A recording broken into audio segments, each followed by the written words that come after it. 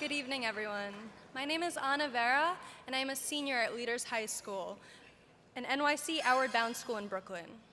4 years ago, I would have never foreseen myself in this position, graduating at the top of my class, college acceptance in hand, speaking to you tonight as a representative of my school.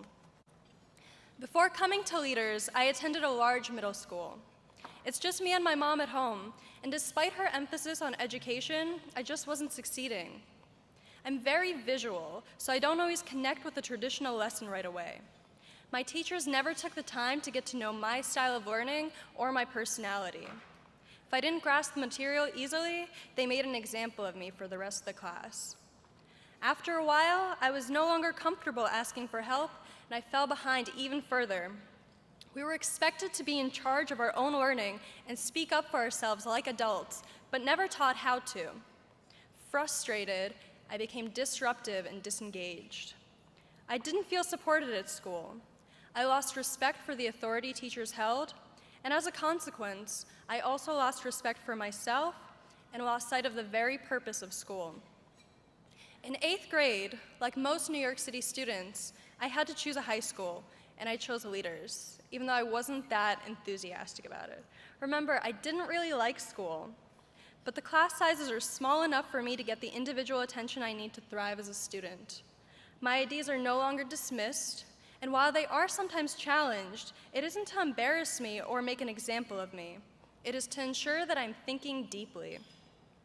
Here at Leaders, I'm still expected to be in charge of my own learning, but I have the tools to succeed, and I'm supported in the learning process to get there.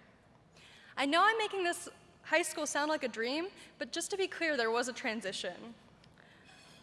Through middle school, I built up a hard exterior as a defense mechanism, and I carried it with me to Leaders. I was totally prepared to have to defend myself in this new school, but I was caught off guard by how open and genuine everyone was.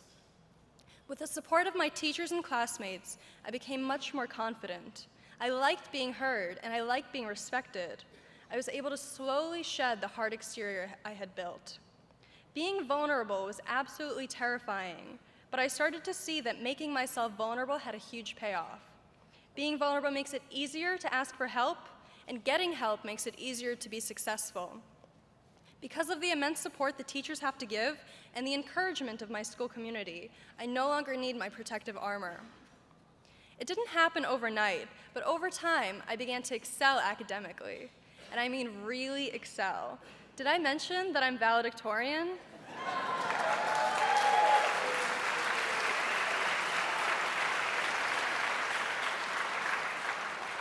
During my freshman year, my dean, Jorge Gonzalez, took me aside and urged me to use my skills to help others in the classroom. At first, I felt defensive, as I was used to being fiercely competitive, and I thought, why should I share my ideas with others?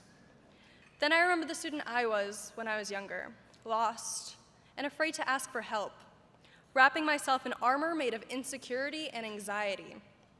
Well, we have this thing we say at Leaders: crew, not passengers.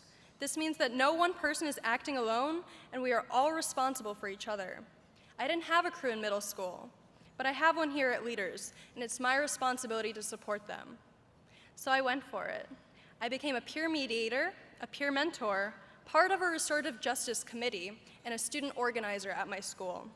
I even went further and became an intern at the American Museum of Natural History, contributing to an even larger community. And next fall, I will be joining a new community in college.